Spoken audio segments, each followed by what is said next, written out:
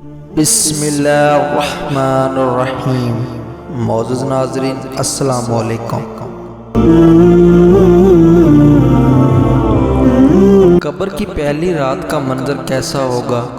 یہ ایک ایسا سوال ہے جس کی تلاش میں ہر دوسرا شخص نظر آتا ہے۔ آج ہم اس سوال کا جواب آپ کے لیے اسلامی نقطہ نظر سے لے کر حاضر ہوئے ہیں۔ اس کے علاوہ آپ کو یہ بھی بتائیں گے کہ آخر قبر انسان کو کیسے پکارتی ہے، کیا یہ پکار انسان کو سنائی دیتی ہے؟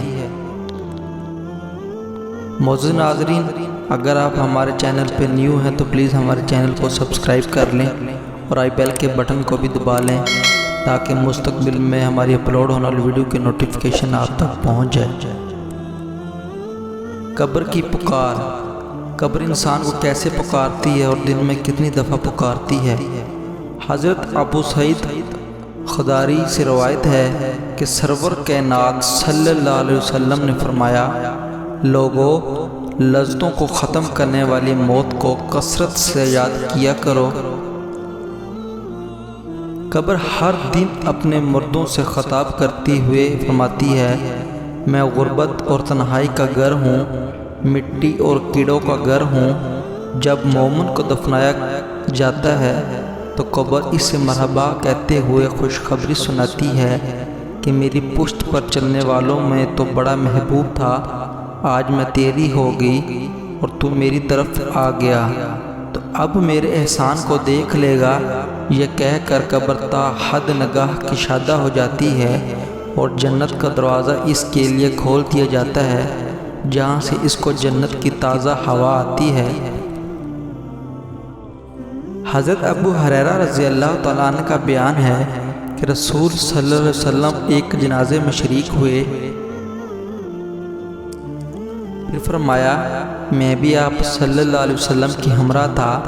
آپ صلی اللہ علیہ وسلم قبر کے پاس بیٹھ گئے اور فرمایا، یہ قبر ہر دن بآواز بلند کہتی ہے، اے آدم کی اولاد، تو کیوں مجھے بھول گیا؟ کیا تجھے یہ معلوم نہیں کہ میں تنہائی کا گھر، غربت کا گھر، وحشت کا گھر، کیڑوں مکوڑوں کا گھر ہوں؟ میں بہت تنگ گھر ہوں، مگر اللہ جس کے لیے کشادگی کا حکم فرمائے گا اس کے لیے کشادہ ہو جاؤں گی۔ اس کے بعد آپ صلی اللہ علیہ وسلم نے فرمایا، اے قبر، تو یا تو جنت کا چمن ہے یا پھر آگ کا ایک تنور۔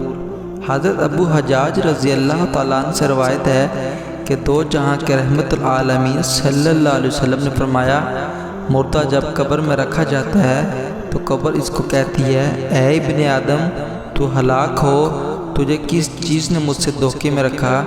کیا تجھے معلوم نہیں تھا کہ میں فتنہ، ترقی اور کیڑے مکوڑوں کا گھر ہوں؟ تجھے کس چیز نے مجھ سے بیکار اور نہ ڈر کر دیا؟ تو میری پشت پر خوب اکڑ کر چلتا تھا۔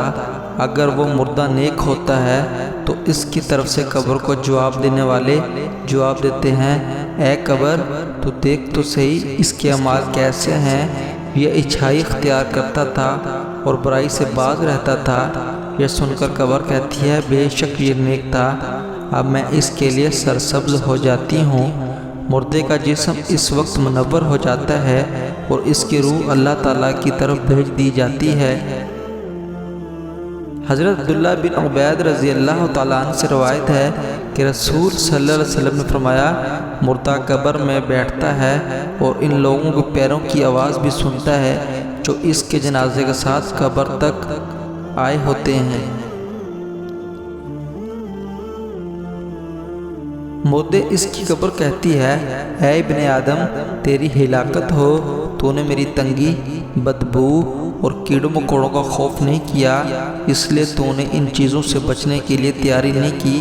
بعد ایمال مردے سے قبر کہتی ہے، تجھے میری تریکی، میری وحشت، میری تنہائی اور میری تنگی، میرا غم یاد نہیں رہا۔ اس کے بعد قبر کو جکڑ دیا جاتا ہے، جس کے بعد اس کی پسلیوں کی ہڈیاں ایک دوسرے میں پیوست ہو جاتی ہیں، جبکہ نیک بندے کے لیے قبر کشادہ کر دی جاتی ہے۔ اس کے دائیں ایک کھڑکی کھول دی جاتی ہے جہاں سے اس کو جنت کی ہوا آتی ہے۔ اللہ پاک ہم سب کو قبر کے عذاب سے بچائے اور ہم کو نیک اعمال کرنے کی توفیق عطا فرمائے اور ہمارے لیے قبر کے عذاب اور پل صراط کی منزلیں آسان فرمائے، آمین یا رب العالمین۔ معزز ناظرین، اگر آپ کو ہماری ویڈیو اچھی لگی ہو تو ہمارے چینل کو سبسکرائب کر دیں اور آئی بیل کے بٹن کو بھی دبا دیں تاکہ اس طرح کی مزید اچھی اور ایمان فروز ویڈیو آپ تک پہنچ جائیں۔ جزاک اللہ خیر، اور کمنٹ سیکشن میں اپنی رائے کا اظہار ضرور کریں کہ آپ کو ویڈیو سے کیا سبق ملا ہے۔ ویڈیو اچھی لگی ہو تو لازمی شیئر کر دیں تاکہ نیکی کی بات شیئر کرنا بھی صدقہ جاریہ ہے۔ اللہ تعالی ہم سب کو اپنے حفظ و امان میں رکھے۔ اللہ حافظ۔